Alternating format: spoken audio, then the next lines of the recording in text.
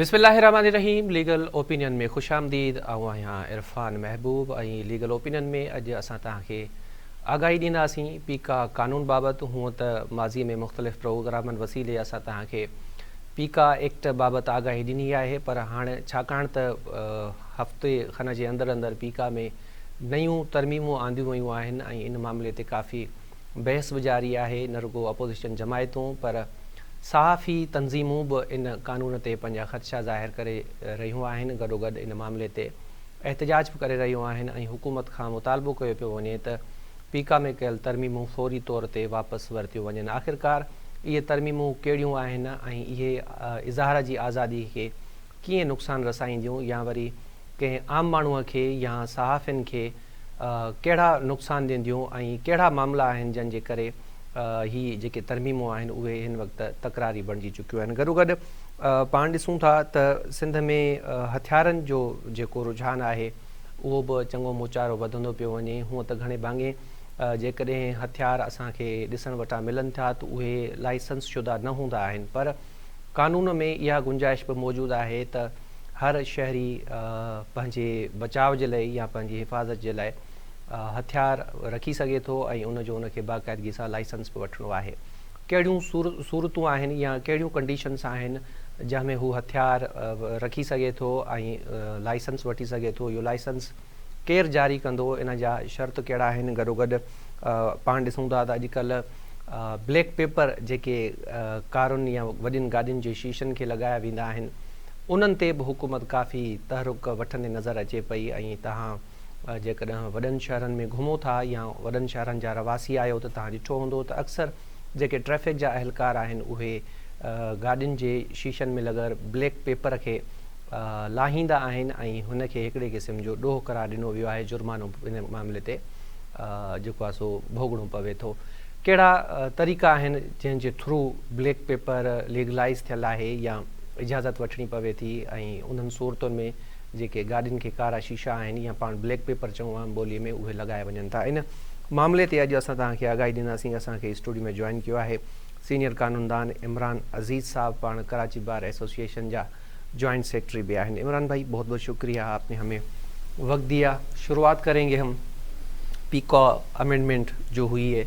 वैसे तो ये कानून 2016 का है, मियाँ नवाज शरीफ साहब की हुकूमत थी। जी हाँ। और उस वक्त जो इत्तलात की वज़ीर थी मरियम औरंगज़ेब साहिबा, जो आजकल पंजाब में मिनिस्टर हैं। जी हाँ। उन्होंने ये बिल मुतारिफ़ कराया था। उसके बाद पाकिस्तान तहरीक इंसाफ की हुकूमत आई, उन्होंने कुछ अमेंडमेंट्स की और जिस तरह आज इसे काला कानून कहा जा रहा है, खान साहब के दौर में भी इसे काला कानून कहा गया और अल्टीमेटली इस्लामाबाद हाई कोर्ट ने इसको कालादम करार दे दिया। अब फिर दोबारा से इसमें कुछ तरामीम हुई हैं जिस पे हम देख रहे हैं कि एहतजाज हो रहे हैं, जी हाँ। रिजर्वेशंस ज़ाहिर कर रहे हैं, अपोजिशन जमातें हो गई या फिर जर्नलिस्ट हो गए। तो सबसे पहले तो हम आपसे जानना चाहेंगे कौन सी तरामीम हुई हैं ऐसी जिसको काला कानून कहा जा रहा है? ऐसा क्या तरमीम कर दिया, क्या डाल दिया गया है पीका एक्ट में? जी बिल्कुल, बहुत बहुत शुक्रिया सबसे पहले आपका इरफान महबूब एडवोकेट साहब कि आपने अपने प्रोग्राम में मुझे मदऊ किया। असल में आपने बात की पीका जो एक्ट 2025 आया है, अमेंडमेंट एक्ट, उसकी बात की। ये एक तसलसल है उसी सिलसिले की जिस तरह से हम ये कहते हैं कि जो गवर्नमेंट वजूद में आई वो बेसिकली किस तरह से मैनिपुलेट किया गया रिज़ल्ट को, किस तरह से मामला किए गए। कराची में किस सियासी जमात ने क्लीन स्वीप कर लिया था, लेकिन हमने ये देखा कि 3 दिन 4 दिन तक जो इलेक्शन बॉक्सेस थे, जो हमारे जो तो पोलिंग बॉक्सेस थे, पॉलिटिकल हो गया ना। जी हाँ, पॉलिटिकल हो गया। हम ये जानना चाह रहे हैं या हम अपने लोगों को, व्यूअर्स को बताना चाह रहे हैं कि तरामीम क्या हुई हैं इसमें। बेसिक जो तरामीम हुई है उसके अंदर वो है, वो जो कदगन लगाई गई है वो इजहार राय के ऊपर लगाई गई है। माजी में ये देखा गया है कि खुल के जितनी भी बातें थी सोशल मीडिया से भी और नेशनल टीवी से भी आम तौर पे की जाती थी, क्योंकि आर्टिकल 10 है, हमें आज़ादी राय की इजाज़त देता है, हक देता है हमें। लेकिन ये जो एक्ट पास किया गया, अमेंडमेंट पास की गई 2025, इसके अंदर हुआ ये कि आज़ादी राय के ऊपर, आज़ादी है इजहार के ऊपर कदगन लगा दिया गया। यानी कोई भी खबर, वो ये चाहते हैं कि कोई भी खबर मीडिया चैनल या सोशल मीडिया चैनल या नेशनल टीवी के ऊपर चले, उसको वो कंट्रोल रखा जाए। आपने देखा कि पिछले दिनों 3-4 महीनों से किस तरह से इंटरनेट को कंट्रोल किया गया, किस तरह से लोग परेशान हुए, VPN लगा के लोग यूज़ करते रहे, व्हाट्सएप के ऊपर पाबंदियाँ लगाई गई। ये तमाम चीज़ें उसी सिलसिले की कड़ी है जो ऐड में आके उन्होंने पीका एक्ट के अंदर तरमीम की है।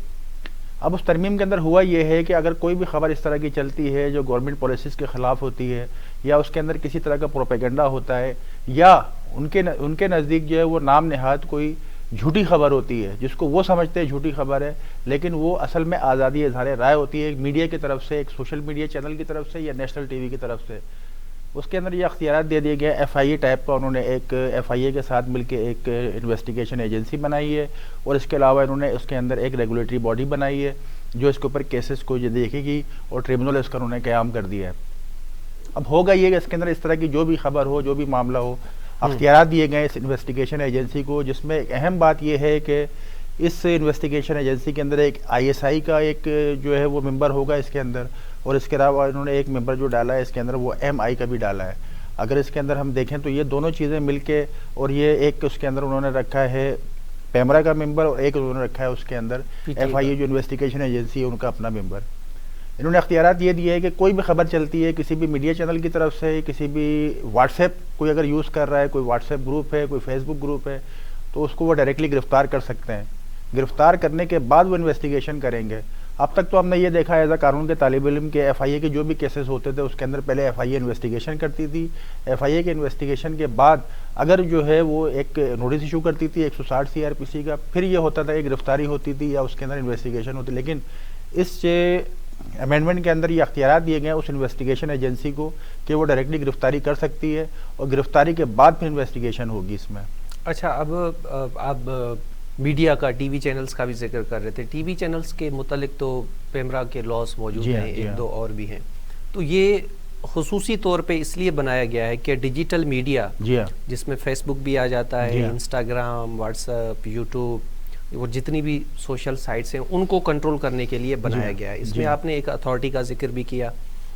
अब ये जो चीज़ें आपने बताई, इसमें कोई कंप्लेंट मूव करनी पड़ेगी या फिर अथॉरिटी के पास 100 मोटो अख्तियारात हैं, वो देख लिया किसी मेंबर ने कि भाई फेसबुक पे, टिकटॉक पे, किसी भी सोशल साइट पे एक चीज़ चल रही है जो कि अकॉर्डेंस टू पीका एक्ट 2025 उससे उसकी वो जो ऑफेंस उन्होंने डिक्लेयर किए हैं उसमें फाल हो रही है, 100 मोटो ले लेंगे या फिर इंतज़ार करेंगे कि कोई कंप्लेंट मूव हो इसके खिलाफ?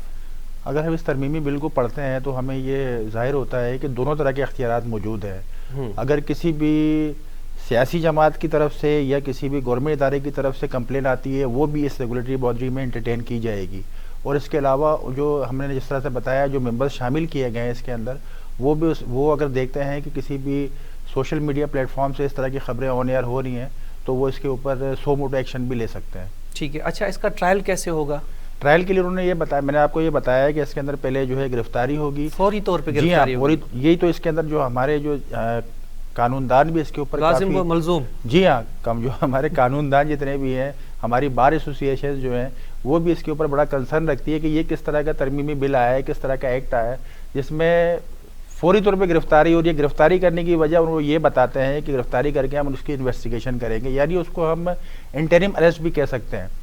वो इसकी इन्वेस्टिगेशन करेंगे और फौरी तौर पे जो भी गैजेट्स होंगे उसको वो अपने जो है कस्टडी में लेके उसकी फॉरेंसिक कराएंगे, उसको जो है देखेंगे कि इसके अंदर जो चीज़ें हैं वो किस तरह से ऑन एयर गई हैं, किस तरह से वो सोशल मीडिया पे अपलोड हुई हैं और किस तरह से ये फैल गई हैं। तो जितनी भी चीज़ें ये आ रही है उसके अंदर होता यही है कि ये जो रेगुलेटरी बॉडी है वो इसके ऊपर फैसला करेगी उस बुनियाद के ऊपर जो इन्वेस्टिगेशन होगी, गैजेट्स को देखते हुए उस बंदे से जो है वो इन्वेस्टिगेशन करेंगे, जो भी इसके अंदर मुलजिम होगा उसके बाद ही इसके ऊपर फैसला सुनाया जाएगा। अच्छा, आमतौर पे हम देखते हैं कि there are 2 types of offences, एक जिसको हम कहते हैं कॉग्निजेबल, दूसरे को हम कहते हैं नॉन कॉग्निजेबल। नॉन कॉग्निजेबल जो होते हैं उसमें अरेस्ट मशरूत होता है with the permission of court, और जो कॉग्निजेबल होते हैं उसमें पुलिस डायरेक्ट गिरफ्तार करती है और वो भी FIR होने के बाद 24 घंटे होते हैं। जी हाँ, पुलिस या जो भी एजेंसी है they have to produce the accused with in 24 hours before concern. बिल्कुल ऐसा ही है। अब इसमें जब डायरेक्ट गिरफ्तारी हो जाएगी, कंप्लेंट हो आया 100 मोटो हो, इसमें कोई ऐसा प्रोसीजर रखा गया है कि 24 घंटे के अंदर आप ट्रायल कोर्ट के सामने इसको पेश करें, इसका रिमांड लें, या कुछ कोर्ट की मुदाखलत है इस? जी हाँ, कोर्ट की मुदाखलत बिल्कुल इसके अंदर है, लेकिन उन्होंने 24 घंटे से बढ़ा के इसको 3 दिन का कर दिया है। जब हमने पढ़ा इसको, इस तरमीमी बिल को, तो 3 दिन जी मतलब हाँ, 3 दिन 3 के दिन अंदर तक, अंदर? जी हाँ, 3 दिन तक वो इस गैजेट्स को भी अपने पास रखेंगे और उस मुल्जिम को भी अपने पास रखेंगे। अगर तो वो उनकी इन्वेस्टिगेशन में ये साबित होता है कि नहीं, ये जो भी जैसे वो कंप्लेन आई है या जो सो मोटो एक्शन लिया गया है वो उसमें ये उसके तहत ये कॉग्निजेंस नहीं बनता और ये शख्स बेगुनाह है, तो वो रिलीज़ कर देते हैं वैसे बंदे को।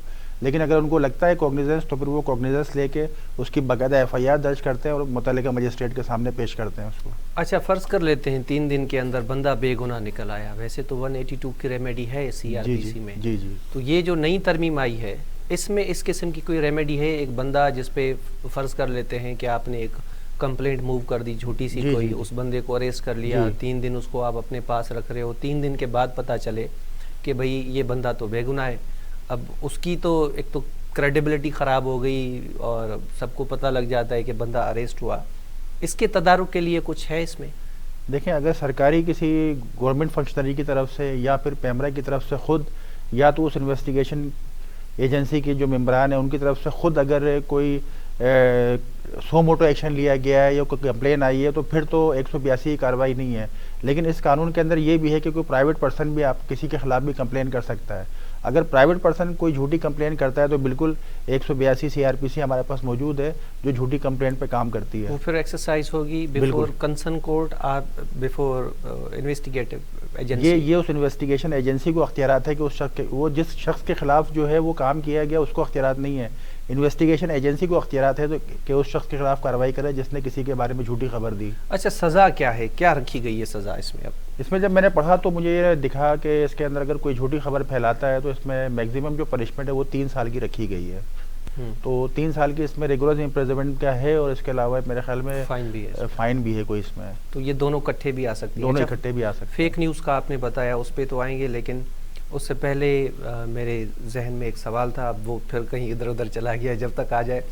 तो ये फेक न्यूज़ है क्या? इसका कौन, इसको रिकग्नाइज कौन करेगा? फ़र्ज़ कर लेते हैं अभी जिस तरह आपने अपनी स्टार्टिंग में कहा कि मैनिपुलेट किए गए इलेक्शंस के रिज़ल्ट, फ़र्ज़ कर लेते हैं कि भाई मैं कह देता हूँ टीवी पे बैठ के, फेसबुक पे, किसी भी सोशल साइट पे मैं कह देता हूँ कि भाई ये जो गवर्नमेंट है ये धांधली के थ्रू आई है, फॉर्म 45, 76 वट कुछ भी आप लगा दो। अब मैंने कह दिया, अब मेरे खिलाफ प्रोसीडिंग इनिशिएट हो गई कि भाई तुमने फेक न्यूज़ दी है। अब ये साबित कैसे होगा कि मैंने जो बात कही है वो फेक न्यूज़ है? What are the parameters of fake news? और इसको कौन इन्वेस्टिगेट कौन करेगा? कैसे इस चीज़ का पता लगाया जाएगा? बिल्कुल आप सही बात कर रहे हैं। इसी चीज़ पे तो एहतजाज जो सिविल सोसाइटीज़ और वकला जो एहतजाज कर रहे हैं, और ख़ास तौर पे क्योंकि इसमें डायरेक्टली सहाफ़ी हज़रात बहुत मुतासिर हो रहे हैं। एहतजाज की वजह यही है जो आपने सवाल पूछा है कि इसका क्राइटेरिया क्या है कि कौन सी न्यूज़ फेक है और कौन सी न्यूज़ अथेंटिक है। ये तो वही बात होगी कि जिसकी लाठी है उसकी भैंस है। वो जिसको चाहेंगे, जिस खबर को वो चाहेंगे कि नहीं ये खबर मंजर आम पे नहीं आना चाहिए, उसको वो फेक करार दे देंगे, और जो खबर वो चाहते हैं कि ठीक है मीठा मीठा हप हप है और कड़वा कड़वा थू थू है। तो इसके अंदर हमारा जो कहना है वो यही है कि इसका क्राइटेरिया जो बनाया गया है वो जो है इम्पार्शल नहीं है, वो पार्शल है। जो खबरें सरकार के हक में जा रही होंगी, जो खबरें गवर्नमेंट के हक में जा रही होंगी, इस्टेब्लिशमेंट के हक में जा रही होंगी, वो सब तो सारी अच्छी हैं। लेकिन जहाँ पर कहीं पर आवाम ने अपनी उमंगों की बात की, आवाम ने वो बात की कि जहाँ पर जो है वो पॉइंट आउट किया गया किसी गवर्नमेंट की पॉलिसी को या गवर्नमेंट की तरफ से किसी जुल्म को या ज़्यादती को, तो फौरी तौर पर उस खबर को पीका एक्ट 2025 के अंदर ले आके आपके खिलाफ कार्रवाई शुरू कर देंगे। फिर तो ये एक लेंदी प्रोसेस हो जाएगा ना। फ़र्ज़ कर लेते हैं मैं कह देता हूँ कि भाई हमारे वज़ीर आज़म ने, हमारे MPA ने, हमारे MNA ने, हमारे टाउन के चेयरमैन ने इतने करोड़ों की करप्शन की है। जी हाँ। और वो हो गई जो लोकल है हमारी सराउंडिंग, उसमें फ़र्ज़ कर लेते हैं कि भाई स्प्रीड हो गई, ओवरऑल मेरे खिलाफ कंप्लेन हो गई, तो अब ये फिर तो मामला एंटी करप्शन में जाना चाहिए, वहाँ से फिर इन्वेस्टिगेट हो, एक चीज़ साबित हो, फिर सज़ा होगी। जी हाँ, मैं इरफान साहब इसमें ये बताता हूँ कि इसमें थोड़ा सा ख्याल अब उनको भी रखना पड़ेगा जो सोशल मीडिया पे बैठ के दिन रात ऐसी जो है वो ऐसे चैनल्स बने हुए थे, ऐसे जो है ना लोग बैठे हुए तो जिनका काम ही दिन रात जो है वो झूठी खबरें फैलाना है। अब थोड़ा सा इसके अंदर पॉजिटिव पहलू ये भी है कि अब वो कम से कम एहतियात से काम लेंगे। अगर हम, जैसे आपने बात की, अगर हम किसी UC चेयरमैन के ख़िलाफ़, किसी टाउन चेयरमैन के ख़िलाफ़ ये एलिगेशन लगाते हैं तो हमारे पास उसका प्रूफ भी होना चाहिए। अगर ऐसी सुनी सुनाई बात पे किसी के ऊपर एलिगेशन लगा रहे हैं तो प्रूफ फर्ज करें हम दे भी देते हैं तो प्रूफ अगर नहीं, proof FIA has don't jurisdiction to investigate the corruption. लेकिन कम से कम ये ऐसा होगा कि इरफान में इसमें ऐसा होगा कि कम से कम उस जो आप चार्ज जो आपके ऊपर आ गया है पीका वाला, उससे तो आप कम से कम बरी ज़िम्मा हो सकते हैं। चलें, इसके मुतालिक और भी सवाल हैं, कौन कौन से ऐसे एक्ट्स हैं जो केस में फाल होते हैं। लेकिन इमरान साहब इस वक्त ब्रेक का वक्त हुआ है। नाज़रीन नंढी साई वठूं था, ब्रेक खां पोइ हाज़िर थींदासीं ऐं पीका तरमीमी एक्ट ते जेके ॿिया सवाल आहिनि उन्हनि बाबति तव्हांखे आगाही ॾींदासीं। Stay with us.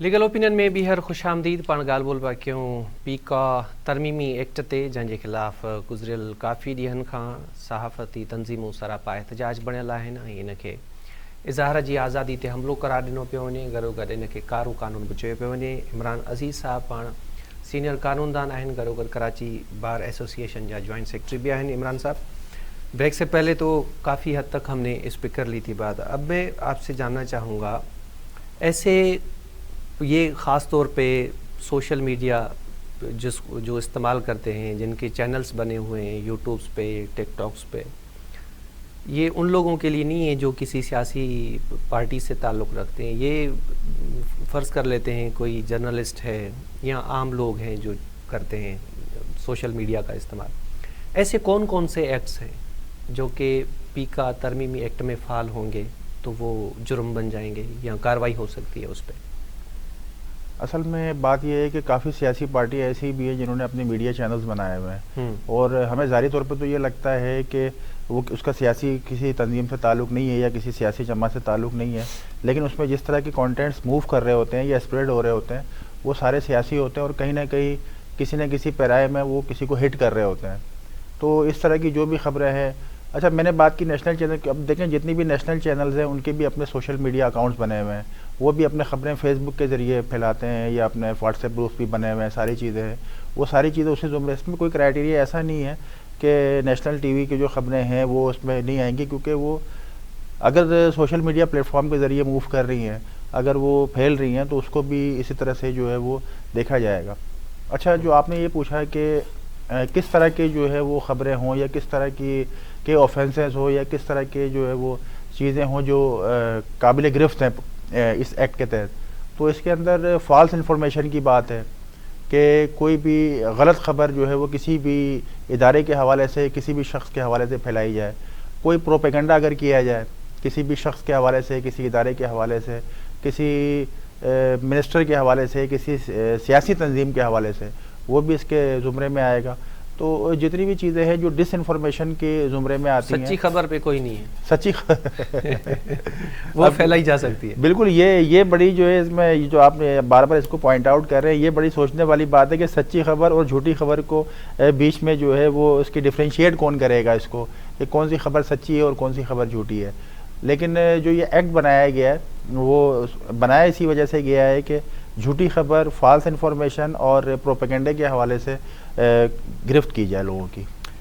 अच्छा, अब ये भी कहा जा रहा है कि हम अपने मोबाइल फ़ोन्स पे व्हाट्सएप का इस्तेमाल करते हैं, फेसबुक का इस्तेमाल करते हैं, इंस्टाग्राम करते हैं, स्नैपचैट करते हैं, टिकटॉक करते हैं, जी हाँ, और बाकी भी कुछ सोशल ऐप्स हैं जिनका हर बंदा तकरीबन इस्तेमाल करता है।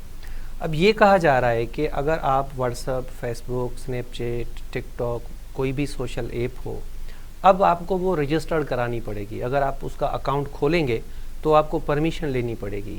ये बात जो है पीका एक्ट के मुतालिक गर्दिश में है, तो ऐसा कुछ है इस कानून में? कानून के अंदर ये बात लिखी हुई तो है रजिस्ट्रेशन की, लेकिन ऑलरेडी हमें पता है कि हम कोई भी अकाउंट बनाते हैं तो उसको बाकायदा रजिस्टर्ड कराते हैं, जिसमें हम अपना ईमेल एड्रेस भी उसमें लिखते हैं और अपना मोबाइल नंबर भी लिखते हैं। फेसबुक के पास होगा ना? जी हाँ, जी हाँ। यहाँ पे कैसे रजिस्ट्रेशन होगी उसकी? अब उस एक्ट के अंदर ये हुआ है कि इनको अख्तियारात दे दिए गए हैं कि फेसबुक से, व्हाट्सएप से या किसी भी सोशल मीडिया प्लेटफॉर्म से, जिस तरह आपने कहा टिकटॉक हो या स्नैपचैट हो, वहाँ से वो डायरेक्टली तमाम चीज़ें ले सकते हैं इस एक्ट के अंदर उस रेगुलेटरी बॉडी को और उस इन्वेस्टिगेशन एजेंसी को अख्तियारात दे दिए गए हैं। सही। अच्छा, अगर फ़र्ज़ करें नहीं कराता रजिस्टर्ड, एक तो जो नया यूज़र है वो नहीं कराता अपने टिकटॉक का, वो खोल रहा है, व्हाट्सअप बना रहा है, वो परमिशन नहीं ले रहा अथॉरिटी से, क्या उसको भुगतना पड़ेगा उसके बस? और दूसरा, जिस तरह आप और मैं ऑलरेडी कर रहे हैं व्हाट्सअप यूज़, क्या हमें भी अब जाके रजिस्ट्रेशन करानी पड़ेगी? नहीं, अब तक तो कोई ऐसा नोटिफिकेशन नहीं आया है और ना मैंने इस एक्ट के अंदर ऐसा पढ़ा है कि रजिस्ट्रेशन कोई लाजमी अमल है और फौरी तौर पे करानी है या कोई क्राइटेरिया या कोई टाइम टेबल दिया गया हो।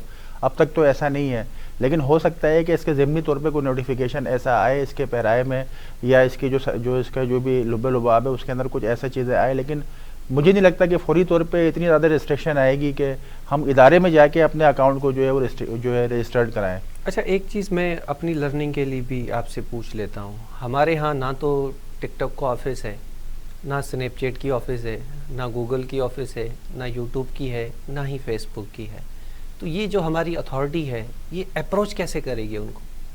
नहीं, मैं आपको इतला के लिए बताऊँ कि सिर्फ हमारे कराची में रीजनल ऑफिसेज मौजूद हैं। अच्छा। फेसबुक के भी मौजूद हैं, व्हाट्सएप की मौजूद हैं, जो आपको पता है कि इन तमाम सोशल मीडिया प्लेटफॉर्म्स के ऊपर एडवर्टाइजमेंट भी चल रही होती है, सारी चीज़ें चल रही होती है, इनके सब ऑफिसेज मौजूद हैं। अच्छा, इसके अंदर होता ये है कि इनका अगर ये ऑफिसेज ना भी हों, अगर इनके फिजिकल ऑफिसेज ना भी हों, तो इनके कनेक्शंस होते हैं, FIA के कनेक्शंस होते हैं इन तमाम जितने भी ये सोशल मीडिया प्लेटफॉर्म्स के जितनी भी वो ऑफिसेज जो कंट्रोल करते हैं सारे जितनी भी वो जो इसके अंदर जितनी भी चीज़ें होती हैं, जितना भी डेटा होता है, जितनी भी कंटेंट्स होते हैं। तो ये जो इन्वेस्टिगेशन एजेंसी है जो बनाई गई है पीका एक्ट 2025 के तहत, उसको बिल्कुल ये अख्तियारात हैं कि उन ऑफिसेज से, या अगर फिजिकल ऑफिसेज नहीं भी हैं तो उनसे डायरेक्टली ईमेल के ज़रिए रब्ता करके वो चीज़ें। तो फिर अपने कानून होंगे, हमारा पीका एक्ट 2025 तो बाइंडिंग नहीं है उन पे। बाइंडिंग तो नहीं है, लेकिन बात यह है कि इनको अगर पाकिस्तान के अंदर कोई कंटेंट ऐसा चल रहा है तो उसको रिमूव करा सकते हैं, ये उसके अंदर एक्ट के अंदर लिखा हुआ है ये। अच्छा। रिमूव करा सकते हैं, उसके अंदर जो है वो उसको वहाँ से हटा सकते हैं उस सोशल मीडिया प्लेटफॉर्म से। अच्छा, लिखा तो हुआ है, लेकिन अब फिर देखेंगे, क्योंकि इससे पहले जो था पीका तरमीम से पहले उसमें भी बहुत कुछ लिखा हुआ है, लेकिन हम देख रहे थे तो उसमें ऐसा कुछ है नहीं, कुछ हुआ नहीं। अच्छा, अब सिंपल ही अगर हम इसका लबे लुबाब लोगों को बताएं कि ये जो तरमीम हुई है, इस तरमीम के तहत एक अथॉरिटी बनाई जाएगी और ये पूरा कानून रेगुलेट करता है सोशल मीडिया को।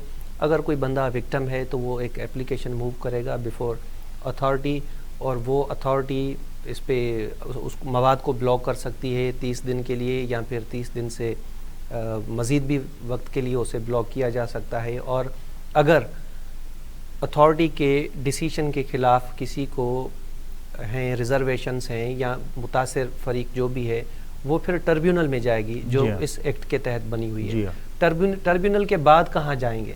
ट्रिब्यूनल से भी अगर आप मुतमईन नहीं होते तो फिर हाई कोर्ट आपके पास मौजूद है। हाई कोर्ट में आप इसके अंदर जो है सुप्रीम कोर्ट में, सुप्रीम ट्रिब्यूनल के बाद, जी हाँ, ट्रिब्यूनल को तो हाई कोर्ट से नहीं, हाई कोर्ट को नहीं दिया इन्होंने। अच्छा, ये डायरेक्ट ट्रिब्यूनल, इसका मतलब हाई कोर्ट ट्रिब्यूनल जो बनी है वो हाई कोर्ट, उसको हाई कोर्ट के इक्विवेलेंट है वो। जी, वो हाई कोर्ट के इक्विवेलेंट है और वो डायरेक्ट जाएगी सुप्रीम कोर्ट में। इसी पे भी बहुत सारा फड्डा चल रहा है कि ये सारा कुछ क्यों है। अच्छा, अब हम आ जाते हैं, हम देखते हैं कि जो वेपन्स हैं उनके लाइसेंस, आजकल तो मुझे भी 4-5 लोग मिले हैं जो धड़ाधड़ इस वेपन के लिए, लाइसेंस के अजरा के लिए अप्लाई कर रहे हैं। कौन सा कानून है जो ये वेपन लाइसेंस को डील करता है? और ये भी बताएं, क्या आम शहरी भी वेपन रख सकता है अपने साथ? देखें, बात यह है कि अब वेपन की ज़रूरत क्यों पेश आई, इस पर भी बात करना ज़रूरी है। कराची शहर के अंदर आपको पता है, या सिंध के अंदर मूव करते हुए आपको स्ट्रीट क्राइम का बड़ा जो है सामना करना पड़ता है, और जिस तरह से जराइम की शरह बढ़ती चली जा रही है, तो हर पाकिस्तानी को आइन ने भी ये हक दिया और कानून ने भी कि वो अपनी सेफ्टी के लिए असला रख सकता है जो नॉन प्रोहिबिटेड बोर का हो। नॉन प्रोहिबिटेड बोर, अच्छा, ये समझा दें ये क्या चीज़ है? जी हाँ, नॉन प्रोहिबिटेड बोर जो है वो 9 mm की पिस्टल आप रख सकते हैं, या फिर ये है कि 12 बोर का पिस्टल आप रख सकते हैं। क्लैशनकोव जो है वो आता है प्रोहिबिटेड बोर के अंदर, जो सिक्योरिटी एजेंसीज़ के पास होते हैं। ऐसा असला जो सिक्योरिटी एजेंसीज़ के पास होता है वो आता है प्रोहिबिटेड बोर के अंदर, जो आम शहरी को नहीं दिया जा सकता। नॉन प्रोहिबिटेड बोर का असला जो होता है वो ऑटोमेटिक नहीं होता, वो 1 by 1 उसके अंदर फायर होते हैं। तो हर शहरी को, पाकिस्तान के हर शहरी को यह हक हासिल है कि वो अपनी सेफ्टी के लिए असला लाइसेंस अप्लाई कर सकता है, लेकिन उसकी कुछ शराइत है। उसमें यह है कि वो आकिल हो और कम से कम उसकी उम्र 25 साल हो, और किसी भी तरह के जुर्म में मुब्तला ना रहा हो, किसी भी जो है वो क्राइम के अंदर कन्विक्टेड ना रहा हो, ऐसा शहरी जो है वो होम डिपार्टमेंट से बाकायदा एप्लीकेशन लेके वहाँ पर अप्लाई कर सकता है इसमें। अच्छा, ये होम डिपार्टमेंट जारी करेगी। थोड़ा प्रोसीजर भी बता दें। फ़र्ज़ करें मुझे 9 mm लेना है, जी, तो अब मुझे पहले से 9 mm लेना पड़ेगा, या मैं पहले अप्लाई करूँगा, वहाँ से मुझे लाइसेंस मिलेगा, फिर मैं वेपन लूँगा, फिर उसकी डिटेल जमा कराऊँगा? सबसे पहले तो आपको जाहिर सी बात है लाइसेंस लेना ज़रूरी होता है, उसके बगैर तो कोई भी वेपन आपको देगा नहीं। लाइसेंस की एप्लीकेशन आपको होम डिपार्टमेंट में जो है वो मिल जाती है इजीली। होम डिपार्टमेंट से आप एप्लीकेशन लेंगे, वहाँ पे सबमिट कराएंगे। अब वहाँ पे होम डिपार्टमेंट जो है हमारा, जो है होम सेक्रेटरी साहब बैठते हैं, एसएन सेक्रेटेरिएट कराची में मौजूद है, जहाँ से सिंध भर के असलहे के मामलात होते हैं। वहाँ पर बायोमेट्रिक सिस्टम है, वो आपका बायोमेट्रिक लेंगे और आपकी वहाँ पे पिक्चर ली जाएगी बाकायदा। उसके बाद एक प्रोसेस जो शुरू होता है वो 2 या 3 जगहों से आपकी वेरिफिकेशन कॉल करते हैं। एक तो वेरिफिकेशन आपकी होती है किसी सीआईए से या किसी इन्वेस्टिगेशन एजेंसी से कॉल करेंगे, फिर मुतल्लिका जो आपका एसएसपी होगा जहाँ आपकी रिहाइश है, वहाँ पे एक आपकी जो है वो इन्वेस्टिगेशन रिपोर्ट बनेगी, बाकायदा आपकी वेरिफिकेशन कराई जाएगी। और थर्डली ये है कि जो आपका कोई क्राइम, आप किसी क्राइम में तो मुब्तला नहीं है, कोई आपकी सीडीआर निकाल के देखी जाएगी। अगर ये तमाम आप जो है ना वो मरहले से गुजर जाते हैं, आपकी रिपोर्ट आ जाती है कि ठीक है आपकी वेरिफिकेशन हो गई, आपके मामला सारे सही हैं और ये तमाम क्राइटेरिया पे आप पूरे उतरते हैं, तो फिर ये एक समरी बनती है, जो समरी आपकी सीएम साहब के पास जाती है अप्रूवल के लिए। अगर सीएम साहब के पास अप्रूवल के लिए जो समरी गई है, वो अगर उस पर साइन हो जाते हैं तो फिर आपको बाकायदा असलहे का लाइसेंस इशू कर दिया जाता है। इसमें नॉमिनल फ़ीस होती है, रजिस्ट्रेशन जो होती है इसकी शुरू में मेरे ख्याल में 6 या 7 हज़ार रुपये इसके चालान जमा होता है यहीं पर होम डिपार्टमेंट के साथ ही कोई नेशनल बैंक है वहाँ पर। फिर वो चालान सबमिट करा के आप बाकायदा जो है वो कंप्यूटराइज आपको आम लाइसेंस मिल जाता है। अच्छा, 2 वेपन्स हैं, एक 9 mm और एक 12 बोर का जी पिस्टल, ये इसके लिए हम अप्लाई कर सकते हैं। दीगर जो वेपन्स हैं वो आम शहरी अप्लाई नहीं कर सकता। अच्छा, फ़र्ज़ कर लेते हैं मैं अप्लाई कर लेता हूँ और ये सारी जो आपने बताई क्लियरेंस आ जाती है मेरी, फिर भी मुझे वेपन इशू लाइसेंस इशू नहीं किया जा रहा, what will be the remedy? अगर आप ये तमाम क्राइटेरिया में पूरे उतर रहे हैं और आपको लाइसेंस इशू नहीं किया जा रहा, तो इसमें कुछ गवर्नमेंट के बैन भी होते हैं। हमें ये देखना पड़ेगा कि कुछ अरसे के लिए हो सकता है कि गवर्नमेंट ने नए जो है असला लाइसेंस के ऊपर, आम लाइसेंस के ऊपर कोई बैन लगाया हो। अगर बैन फिर भी नहीं है और आपका लीगल राइट बनता है तो यहाँ पर हाई कोर्ट मौजूद है, आप कॉन्स्टिट्यूशनल पिटीशन फाइल कर सकते हैं, क्योंकि आइन के तहत आपको अपने तहफ़्फ़ुज़ का हक हासिल है। अच्छा, उसमें ठोस वजूहात देनी पड़ेंगी? बिल्कुल आपको देनी पड़ेंगी। अगर ठोस वजूहात के अंदर ये भी हो सकता है कि ऑलरेडी आपके साथ कोई क्राइम हुआ हो, कोई ऐसी चीज़ हुई हो जिससे आपको ज़रूरत पड़ती हो कि आप एक असला रखें अपने साथ। अगर आपके साथ कोई इस तरह का क्राइम हुआ है, आपके पास एफआईआर है उसकी, तो वो ठोस सबूत बन सकता है हाई कोर्ट में पिटीशन के लिए। अच्छा, लाइसेंस के बाद फिर वेपन को बंदा ऐसे सरेआम लेके घूम सकता है? नहीं, बिल्कुल भी नहीं घूम सकता। लाइसेंस जो है वो बेसिकली आपकी एक प्रॉपर्टी होती है जो सरेआम आप लेके नहीं घूम सकते। ठीक है, अपनी गाड़ी में आप रख सकते हैं, या अगर अपने पास भी आप रखते हैं तो वो आपको विजिबल नहीं होना चाहिए, क्योंकि आपको पता है कि कराची शहर में मुस्तकिल तौर पर 144 की जो है पाबंदी मौजूद है। 144 का मतलब ये है कि आप असला वो सरेआम लहरा के और नुमाइश करके नहीं चल सकते। अच्छा, चलें फ़र्ज़ कर लेते हैं, बेल्ट भी मिलते हैं। जी जी जी। तो मैं आम लोगों को समझाने के लिए जी जी एक लगा लेते हैं, यहाँ बेल्ट में कोट में छुपा हुआ है, दिखाई नहीं दे रहा, लेकिन मैं उसका मिसयूज़ कर रहा हूँ। जी जी। मैंने वो आपको दिखा के थ्रेड किया, किसी और बंदे को दिखा के थ्रेड किया, उस सूरत में क्या होगा?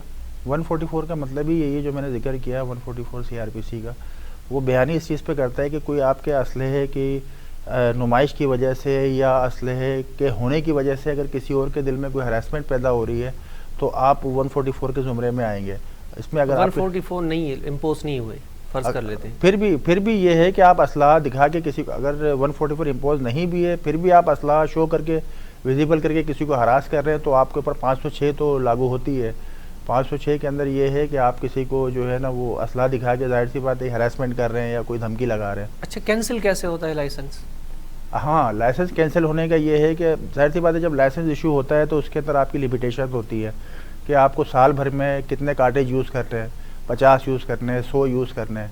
अगर वो कार्टेज आप किसी ऐसे शादी के अंदर या किसी तकरीब के अंदर उस लाइसेंस को या उस आर्म को आप जो है वो गलत यूज़ करते हैं, उस पर हवाई फायरिंग के लिए यूज़ करते हैं जो आपको अलाउ नहीं है, तो अथॉरिटीज़ को ये अख्तियारात हासिल है कि वो आपके आर्म लाइसेंस जो है वो कैंसिल कर सकते हैं।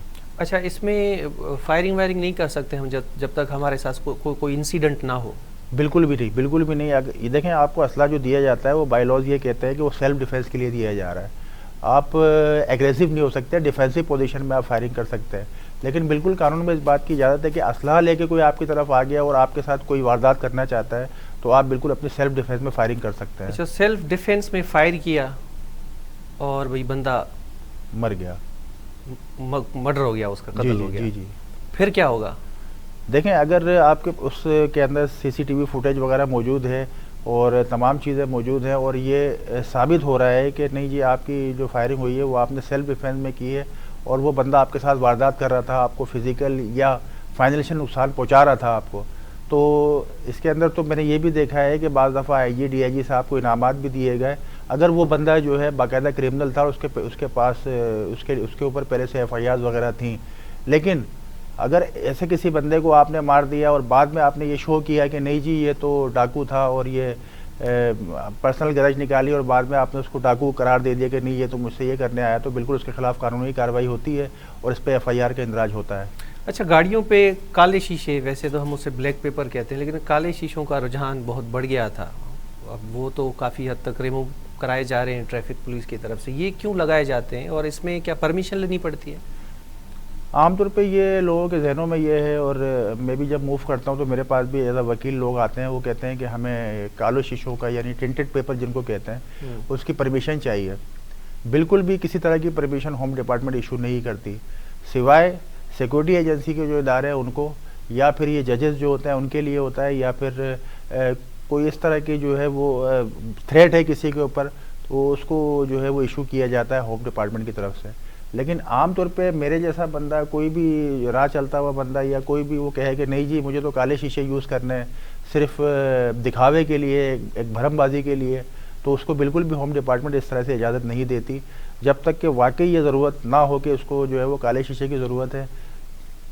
कोई ऐसी मजहबी रहनुमा है, कोई सियासी रहनुमा है, उसको तो इजाज़त मिलती है सिक्योरिटी थ्रेट्स के ऊपर। लेकिन आम शहरी कहे कि नहीं जी मैं तो बहुत वीआईपी बंदा हूँ और मुझे कोई देख के फायर कर देगा या मुझे लाइफ थ्रेट है या मुझे मेरे ऊपर कोई जानी हमला हो जाएगा, तो बिल्कुल इस तरह की इजाज़त नहीं है। ठीक है, इमरान अज़ीज़ साहब, आपका बहुत शुक्रिया, आपने हमें वक्त दिया। नाज़रीन, इन सही लीगल ओपिनियन जो वक्त पंहिंजी पुॼाणी ते पियो अचे। उम्मीद कयूं था अॼोको प्रोग्राम अव्हां जे लाइ लाभाइतो साबित थियो हूंदो। इंशाल्लाह अॻे हफ़्ते वरी का नए महिमान ऐं नई टॉपिक सां गॾु हाज़िर थींदासीं। मूंखे ॾींदा इजाज़त, अल्लाह निगहबान।